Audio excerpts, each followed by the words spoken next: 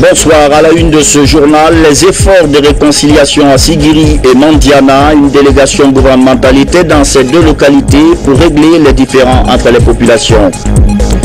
En sport, la Guinée est vice-championne d'Afrique. Les représentants guinéens ont décroché la médaille d'argent lors de la 6e édition de patinage. Ils sont déjà à Conakry. Et puis la Guinée des grands chantiers. En 2013, les acquis sont immenses. Le chef de l'État sont impliqués dans la réalisation des infrastructures. On fera le point dans cette édition avec Mohamed Lamine Souma. Voilà pour les titres.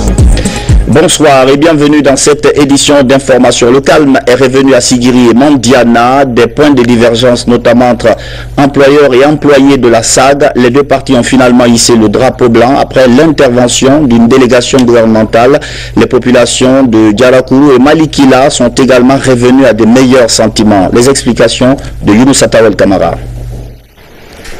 La direction de la SAG a jugé nécessaire de réduire le nombre de son personnel, une décision qui est due à la baisse du prix des matières premières sur le marché mondial, un acte qui a mis en colère les habitants de Kintinya et de Boué. Ils ont barricadé la route de l'usine pour empêcher les activités au sein de la compagnie, d'où la présence de cette délégation gouvernementale sur les lieux en vue d'échanger avec la population.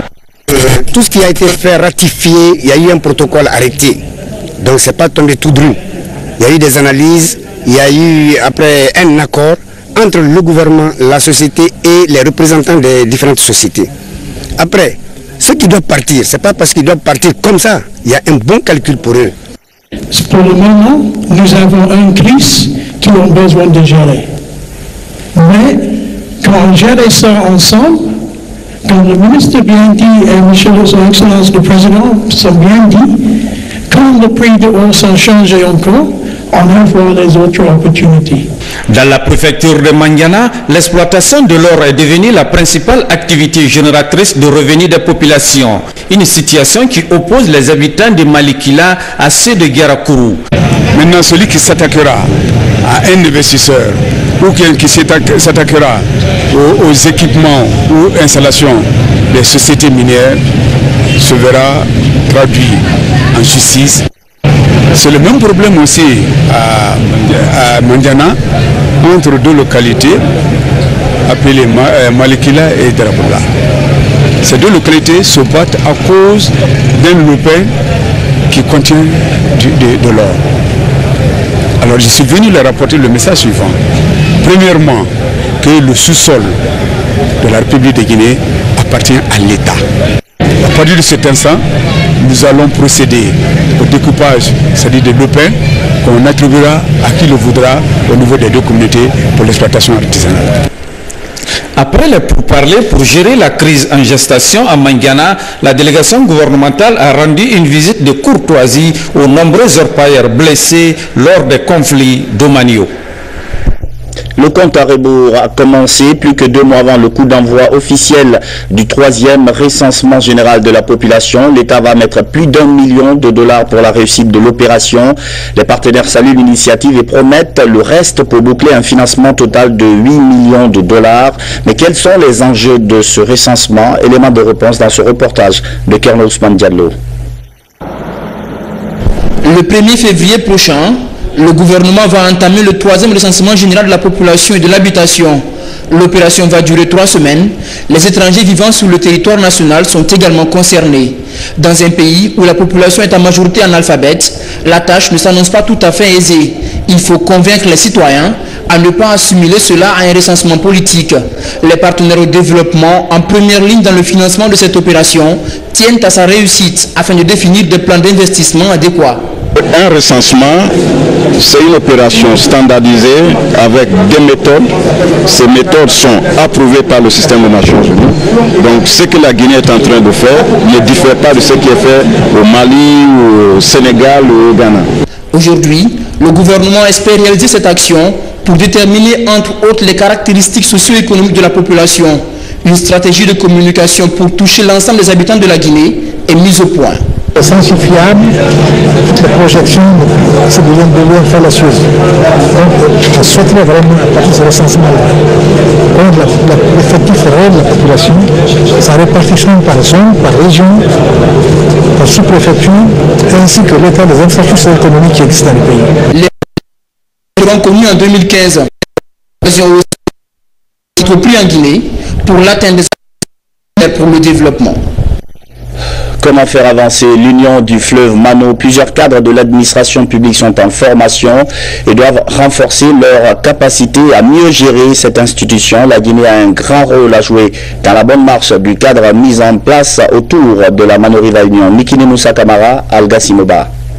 Représentants de l'Union du fleuve Mano et personnel des ministères travaillant avec la même institution étaient autour de la table pour une formation. La démarche vise à qualifier leur méthodologie de travail. Nous avons organisé cet atelier pour permettre à ces personnels identifiés au sein de ces ministères partenaires de pouvoir bénéficier de cette formation pour renforcer leurs capacités afin d'augmenter l'efficacité du travail que nous faisons sur le terrain.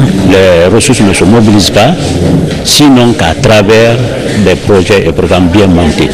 Or, dans l'un des objectifs de ce projet, c'est de renforcer les capacités des cadres nationaux en matière de conception, d'élaboration de projets bancables. L'Union du fleuve Mano, composée de la République de Guinée, de la Sierra Leone, du Libéria et de la Côte d'Ivoire, a une côte maritime de plus de 2000 km. Avec une administration efficace, les pays membres devraient améliorer leur économie à travers une meilleure gestion. Direction la ville de Kindia, des agents de défense et de sécurité, mais aussi des régisseurs de prison ont planché sur la notion des droits humains, même des personnes en conflit avec la loi. Les prévenus et les prisonniers ont des droits, ils doivent être traités avec dignité. La rencontre a également permis de parler des relations civilo-militaires. Alceni Pascaldine. C'est une session de formation essentiellement consacrée au respect des droits de l'homme. Elle regroupe à Kindia les acteurs concernés par la profession. Le but visé est de permettre aux officiers de police judiciaire et auxiliaires de justice, par exemple, de comprendre les notions de droits de l'homme et des libertés publiques. Si les hommes, les agents, les hommes habillés intègrent ou s'approprient des questions des droits de l'homme, la Guinée aura fait un grand pas. Notre souhait est qu'arrivés dans leurs garnisons respectives, qu'ils essayent de mettre en pratique ce qu'ils ont appris ici. Nous appelons à respecter strictement les droits des gens que nous recevons pour les enquêtes. Et malgré que ces gens, d'une part, ont failli à la loi, mais aussi ils méritent le respect qu'on doit les accorder. Pour ces officiers, cette session de formation des stagiaires diplômés d'armes est l'occasion pour ces agents de se familiariser avec les questions des droits de l'homme. Si chacun connaît son droit, vraiment nous avons même la facilité d'exercer nos différentes missions. Cet atelier va nous permettre aussi d'être édifiés dans toutes nos différentes missions aussi. À mon retour donc dans mon unité, je ferai la restitution intégrale à ce que les OPJ et autres APJ de mon unité respectent scrupuleusement les lois concernant les droits de l'homme. Élévation au grade de chevalier de l'Ordre national du mérite pour un officier supérieur de l'armée populaire de Chine. La cérémonie s'est déroulée au siège du ministère de la Défense nationale. Sergent Alassane Diaby. Chou de Tang est chef des missions instructeur de combat corps à corps de l'armée populaire de Chine. Il reçoit la distinction de chevalier de l'Ordre national de mérite de la République de Guinée, ce en reconnaissance d'éminents services rendus à l'armée guinéenne, notamment la formation de 3 promotions de commandos appelés commandos chinois. C'est non seulement un grand honneur à l'égard de moi-même, mais aussi un grand honneur qui s'adresse à toute la mission militaire chinoise. Cette cérémonie de décoration qui a mobilisé toute la hiérarchie militaire a été aussi marquée par un cocktail offert par l'état-major général des armées aux partenaires chinois en signe d'amitié. L'actualité nationale toujours et cet élan de solidarité de Lions Club en faveur des plus démunis. Ils ont organisé une journée de générosité pour quelques centres de la capitale. Kiridia, Foyer Fodès et le centre d'appui aux orphelins de Guinée. Le don comprend des vivres comme pour souhaiter joyeux Noël à ces personnes en difficulté. Yassila.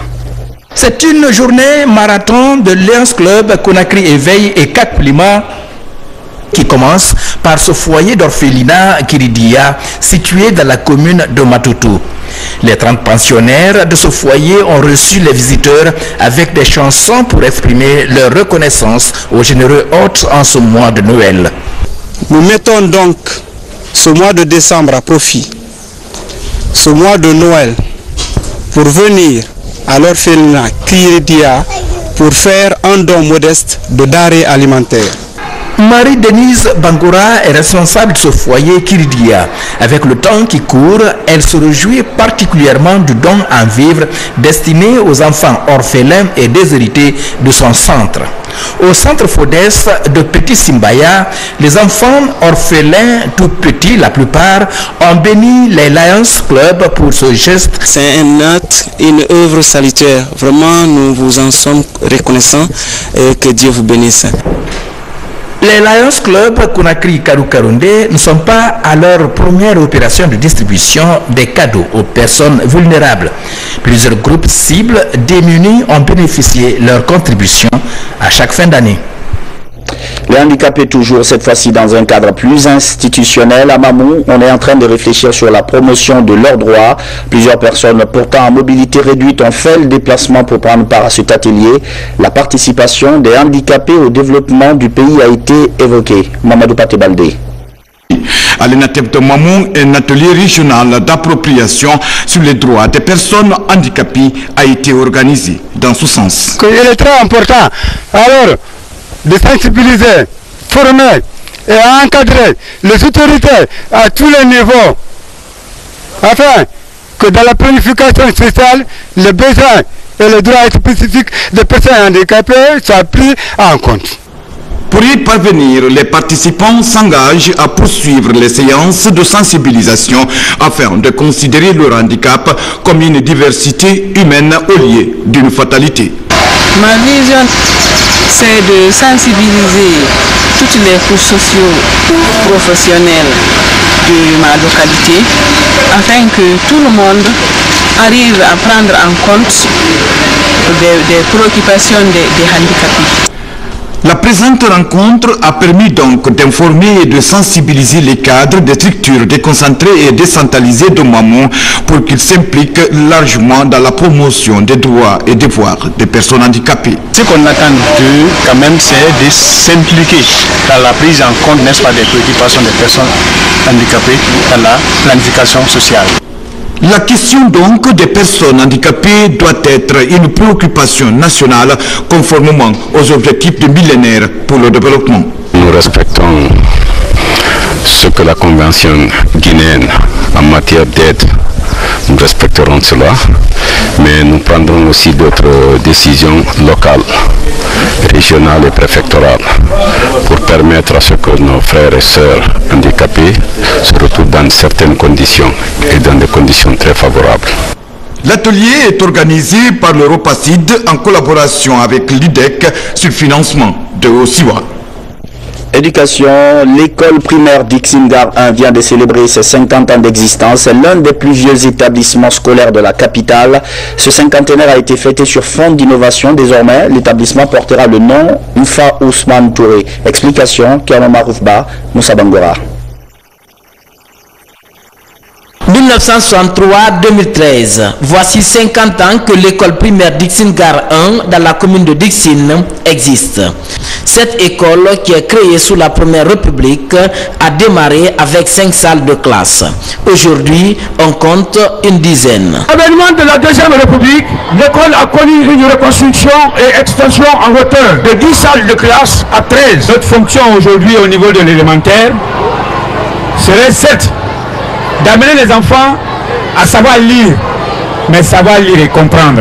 Notre reconnaissance va tout d'abord à l'école, à ces jeunes élèves, à l'encadrement au niveau de la DCE et au plus haut niveau à Monsieur le ministre de l'enseignement préuniversitaire et de la formation civique.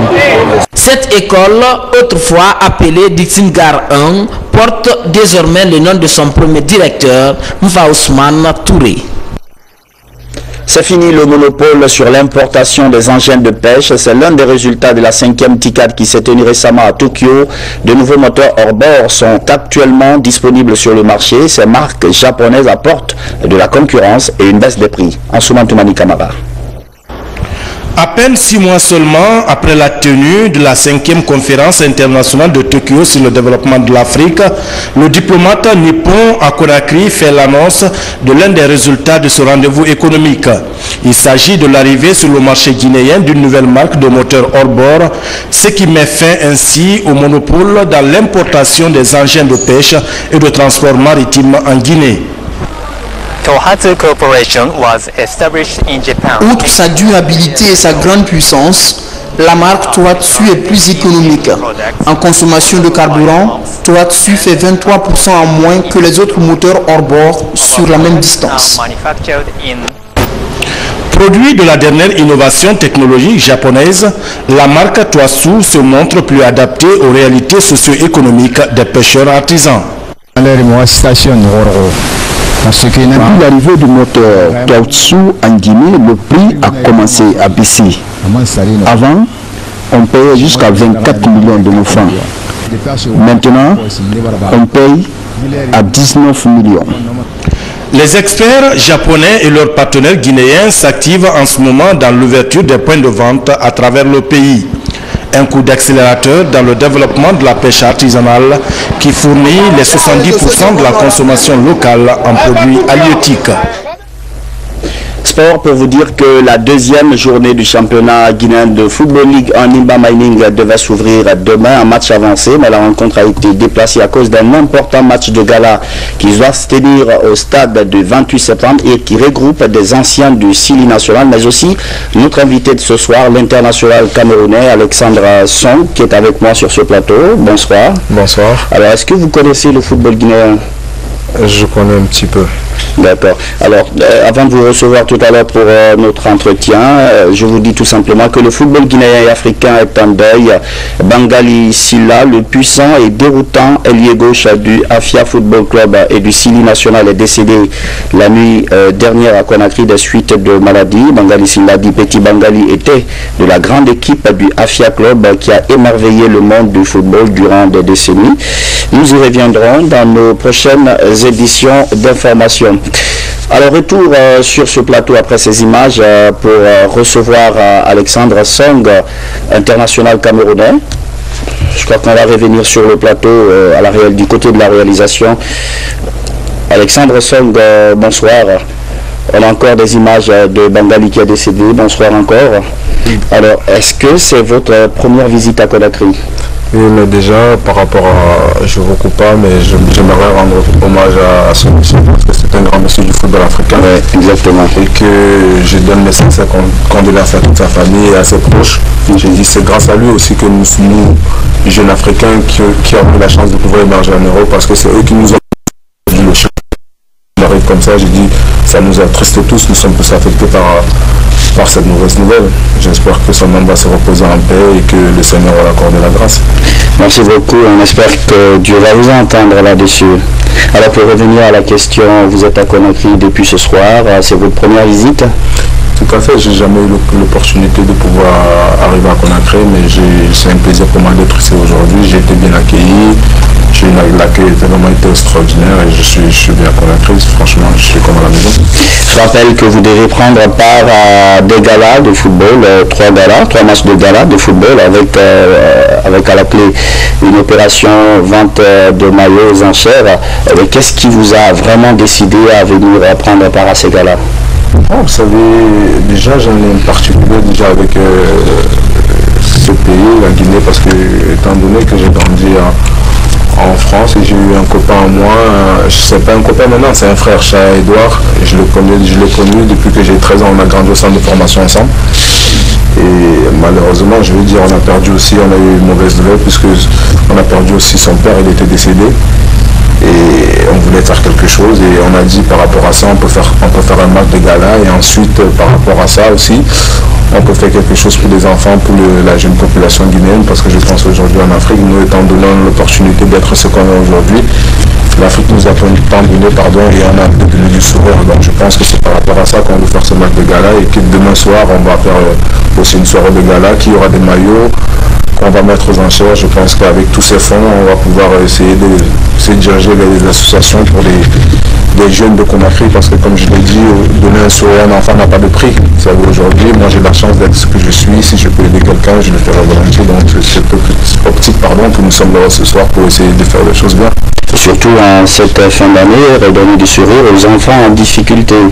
Tout à fait, donc c'est pour ça que je dis je suis venu pour ça et je pense que je ferai de mon mieux, mais je dirais au peuple guinéen que j'ai besoin d'eux parce que moi tout seul je ne pourrais pas y arriver, parce que si on se tient tous main dans la main, je pense qu'on peut faire de belles choses ensemble et je t'en donner, c'est mon objectif.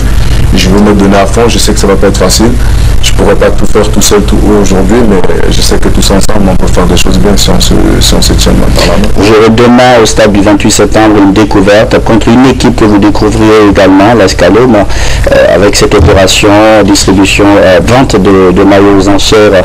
Pourquoi justement cette idée, vente de maillots aux enchères? Parce que je pense qu'aujourd'hui je pense qu'aujourd'hui tout le monde n'a pas l'opportunité d'avoir un maillot de Lionel Messi signé ou de Neymar ou du Néer. Donc après il n'y a pas seulement Alexandre Son, il y a Touré, il y a Drogba, il y a plein de joueurs. Je pense que les gens je pense que c'est une aide. C'est une aide que les gens peuvent apporter, de leur contribution. Je pense que avec ça, avec le peu que nous aussi on pourra faire, avec ceux qui peuvent aussi des sponsors, on ne sait pas, il y a des gens aussi qui sont prêts à nous donner un coup de main. C'est pour ça que je dis tous ensemble. Avec ça, on peut faire quelque chose de bien, on peut concocter quelque chose de bien pour pouvoir aider la population, la jeunesse d'aujourd'hui. Je pense, comme je dis, étant donné que moi aussi je suis jeune, que je connais les difficultés de l'Afrique. Donc c'est pour ça que on a hâte de vous voir demain. Dernière question, vous allez être en Coupe du Monde dans le même groupe que le Brésil, contre un coéquipier, Neymar, un groupe extrêmement relevé, puisqu'il y a, je crois, le Mexique également. Ça va être difficile, mais ça peut être élevé. Non, très très élevé. Je dis, c'est pas une petite poule, il y a beaucoup à jouer. Maintenant, aujourd'hui, nous savons que le Brésil était favori, étant donné que quand on a eu le tirage, il m'a chambré un petit peu. Donc je lui ai dit, on va essayer de le casser la jambe, mais bon, c'est un copain à moi, on va essayer de faire le maximum parce que aujourd'hui nous ne représentons pas que le Cameroun, nous représentons l'Afrique et aujourd'hui l'objectif c'est d'avoir une équipe africaine aller un peu plus haut et on espère que quel que soit le pays qui va arriver, qui va représenter l'Afrique, on essaie d'aller le plus loin possible. La Guinée et toute l'Afrique sera derrière eux. Merci. Merci beaucoup, Son, de vous voir demain. Merci, c'est gentil. Merci d'être passé dans cette édition. Sport toujours, la Guinée vient d'être sacrée vice-championne de la 6e édition du championnat international de patinage Africa Games 2013. La compétition s'est déroulée à Dakar du 14 au 15 décembre avec 8 pays participants. Fatoumata Mami et Belamou.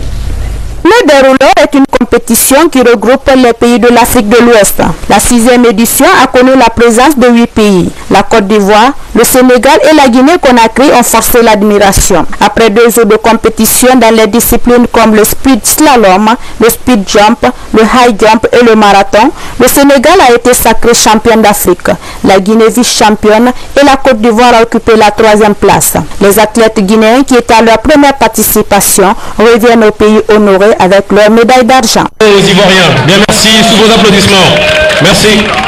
Pour remettre la médaille d'argent à la nation guinéenne. Sous vos applaudissements pour la nation guinéenne, s'il vous plaît. Merci. Remettre la première place à la nation sénégalaise.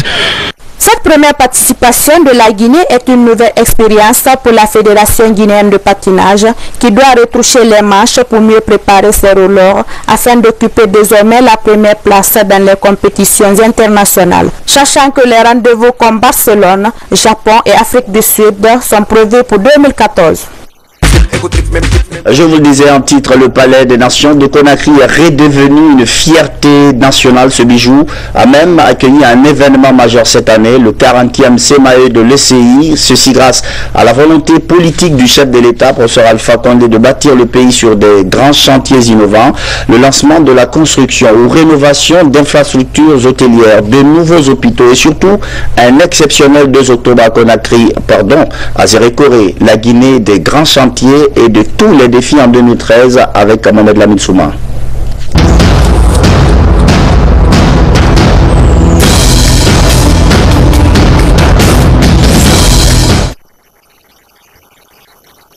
Les villes de Bokeh et de Zérékoré qui ont abrité les festivités du 54e anniversaire et 55e de la fête tournante de l'indépendance le 2 octobre symbolisent l'option du président bâtisseur Kinkan, le professeur Alpha Condé. Pour s'en convaincre, il n'y a qu'à regarder l'état de la voirie urbaine de Zérékoré, totalement reconstruite, l'éclairage public et la rénovation et reconstruction des bâtiments administratifs de Zérékoré, capitale de la région forestière du pays. Au total, ce sont 19 infrastructures, aussi bien publiques que privées, qui ont été reconstruites, rénovées et agrandies. À l'initiative du président Alpha Condé, dans le cadre du 2 octobre 2013, 55e anniversaire de l'indépendance de la Guinée. Des édifices dont il a lui-même procédé à la remise officielle. Les 6 autres préfectures de la région forestière, à savoir Yomo, Lola, Beila, Massanta, Gekedou et Kissidougou, ont bénéficié d'un ensemble de 65 infrastructures d'intérêt public. À Conakry, le Palais des Nations est en cours de reconstruction et d'équipement. Un bijou d'une infrastructure moderne, l'œuvre de l'entreprise marocaine Itzkan. C'est un imposant palais qui force l'admiration et le respect. Le chef de l'État qui a initié cette reconstruction a visité plusieurs fois cet édifice qui a accueilli du 9 au 12 décembre 2013 la 40e session du Conseil des ministres des Affaires étrangères de l'OCI. Équipé dans la commune de Ratoma, professeur Alpha Condé a procédé à la pose de la première pierre de la construction d'un complexe de logements et de bureaux sur une superficie de 20 hectares. À Kagbélé, dans la préfecture de Debreka, le chef de l'État a inauguré l'usine de ciment du groupe GI, dotée d'une capacité de 600 000 tonnes par an. Elle atteindra 1 million de tonnes courant 2014.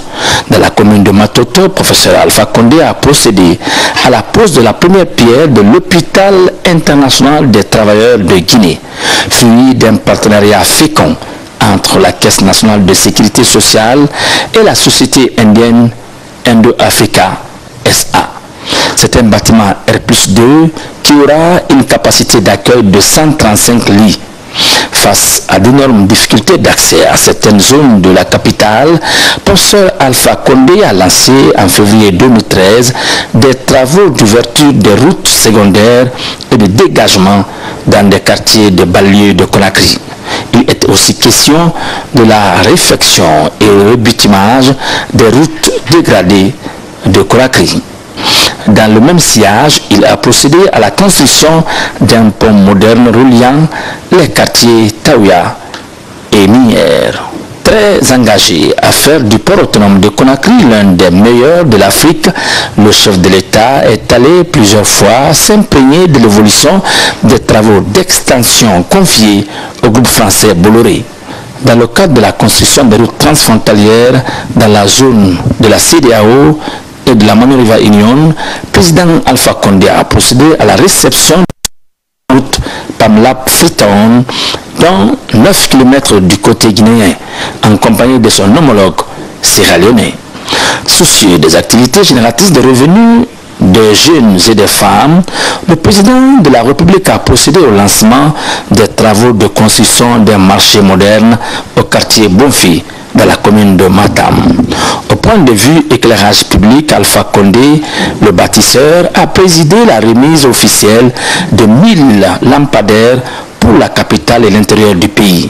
La liste est longue. Par exemple, la construction d'hôtels de haut standing à Conakry et à l'intérieur du pays, le prolongement de l'autoroute de Conakry de Dapompa au kilomètre 36, pour ne citer que cela.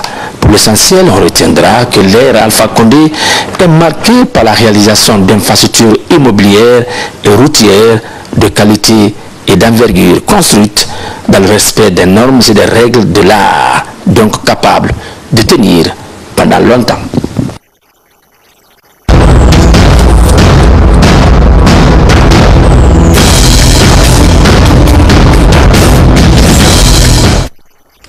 Beaucoup de chantiers lancés en 2013 et dont certains seront achevés en 2014. Et pour en parler, je reçois le reporter de cet élément que vous venez de suivre tout à l'heure, Mohamed Lamine Souma, sur ce plateau. Bonsoir.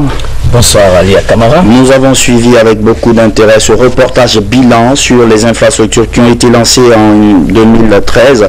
65 par exemple dans les 7 préfectures de la Guinée forestière à l'occasion donc du 2 octobre pour un coût global de 240 milliards de francs guinéens. C'est carrément un gros investissement, sans oublier bien sûr les différents projets électriques. Merci beaucoup Alia Kamara. Je voudrais dire que vous savez, quand le professeur Alpha Condé a été élu, puis investi le 21 décembre 2010, il a constaté qu'il y avait beaucoup à faire devant donc l'immensité des tâches. Il a compris qu'il fallait procéder à des choix. Donc son choix fait, il a choisi le secteur d'agriculture, de l'eau, de l'électricité, l'éducation, la santé, là où il fallait qu'il mette l'essentiel de ses efforts. Alors ce choix fait étant fait, aujourd'hui, c'est ce qui lui a amené à procéder à consacrer des fêtes tournantes à l'intérieur du pays. Ça, ceci étant dit, on va revenir sur le volet l'eau. Aujourd'hui, la Guinée est citée en exemple dans la sous-région ouest africaine.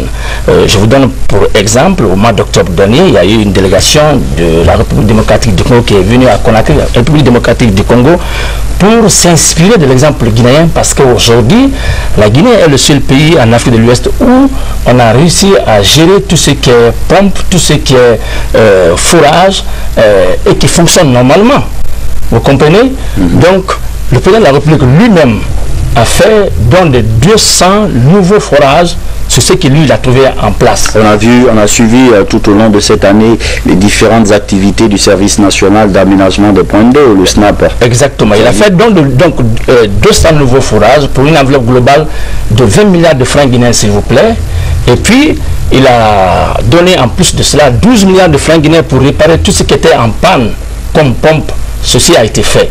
Donc, grâce à sa politique d'ouverture et le fait d'avoir vraiment gardé la Guinée comme pays de paix, pays de fréquentable, aujourd'hui vous conviendrez avec moi que la Guinée est en paix avec elle-même, avec ses pays voisins et avec la communauté internationale. Il y a eu des efforts en matière d'électricité, outre la paix, outre les efforts de réconciliation nationale, parce qu'il faut dire... Grâce à cela, aujourd'hui, l'Union européenne, le Japon, le fonds, comment on appelle ça, saoudien de développement, d'investissement, pardon, la Chine, ont tous décidé de financer le secteur de l'eau, aussi bien en Basse-Guinée, en Moyenne-Guinée, en Haute-Guinée, dans les 4 régions naturelles.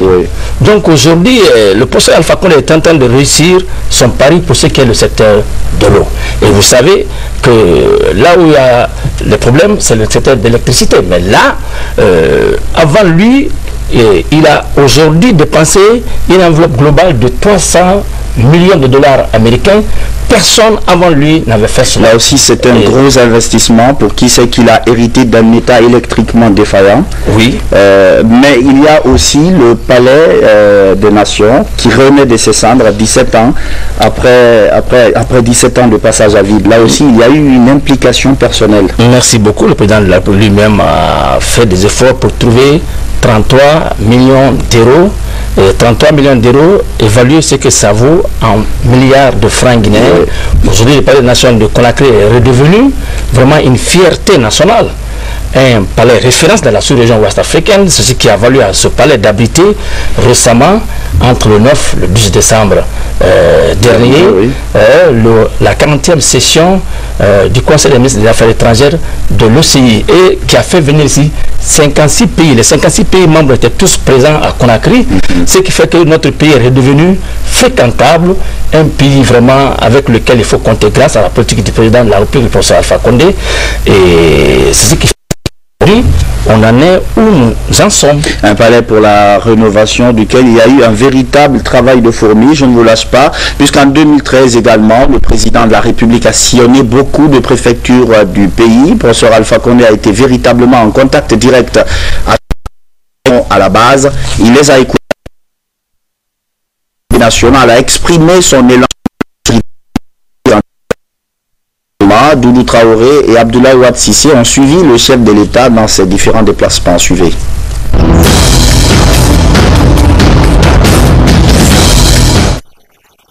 Durant l'année 2013, le professeur Alpha Condé a toujours privilégié le dialogue, le pardon et la solidarité, trois vertus qu'il a patiemment cultivées.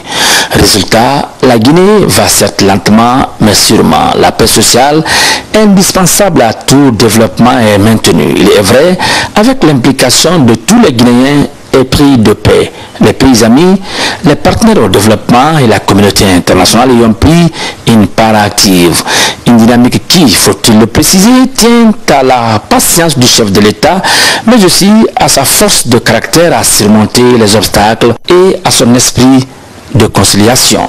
Toutes choses ayant permis à notre pays de boucler enfin la phase de transition par l'organisation des élections législatives inclusives et apaisées le 28 septembre 2013. Pour en arriver là, le professeur Alpha Condé a privilégié le dialogue avec tous les acteurs politiques en mettant en place un cadre permanent de dialogue politique présidé par le Premier ministre chef du gouvernement. Par le dialogue, il est resté à l'écoute de la communauté internationale. Parallèlement, le président de la République a sillonné le pays pour amener la population à comprendre l'évolution politique et les enjeux qui s'y rattachent. Des prises de contact qui l'ont conduit dans les 4 régions naturelles du pays. 10 préfectures dont Zérékoré en Guinée forestière, Farana, Kankan, Sigiri, Koussa en Haute-Guinée, Labé, Pita Dalaba et Mamou en moyenne Guinée, Kindia, et la cité industrielle Kamsar de la préfecture de Bokeh en Basse-Guinée. Partout, le chef de l'État a rappelé son projet de société et ses méga-projets, au nombre desquels l'électrification, le développement agricole, l'adduction d'eau potable, les routes, la santé, l'éducation et la réforme minière. À Conakry, le président de la République a organisé des journées de concertation avec les agriculteurs, éleveurs et pêcheurs. Il s'est agi de connaître leurs problèmes en vue d'apporter des solutions durables. L'objectif, booster le développement du paysanat guinéen par l'accroissement de la production et des revenus. Professeur Alpha Condé a également débattu des questions de développement avec les responsables et populations des 5 communes de Conakry. Dans le registre du maintien de la paix, de l'unité nationale et du dialogue social, il a échangé à plusieurs reprises avec les religieux, musulmans et chrétiens, des sages et notabilités du pays. Dans le même cadre d'échange, les joueurs du Hafia et la star camerounaise du football, Samuel Eto'o ont été reçus par le président de la République. Il a également conféré avec de nombreux artistes musiciens guinéens, des hommes de lettres et de culture, parmi lesquels des étrangers, dont la fille de feu Myriam Makeba, Bangui Makeba, Frédéric Méré de Côte d'Ivoire, mais aussi les mégastars du groupe entier de musique, les Kassav. Au plan social, le président de la République s'est rendu à l'hôpital national de Donka pour remonter le moral des blessés des manifestations politiques de l'opposition dans les rues de Conakry. Au palais du peuple de Conakry, le chef de l'État a présidé les funérailles nationales à l'honneur du général Kéléfa Diallo, ex-chef d'état-major général des armées, et plusieurs autres officiers supérieurs de l'armée guinéenne décédés dans un crash survenue à Monrovia, à l'hôpital national Yasdine. Le président de la République, professeur Alpha Condé, a rendu visite aux survivants du naufrage de Kassa qui avait fait plus d'une vingtaine de morts. Un exercice auquel il s'est attelé plusieurs fois dans l'année 2013. Chaque fois que cela a été nécessaire, autant d'actes pour à suffisance la volonté du président Alpha Condé à se rapprocher de toutes les couches sociales du pays, à faire sien les problèmes de la nation.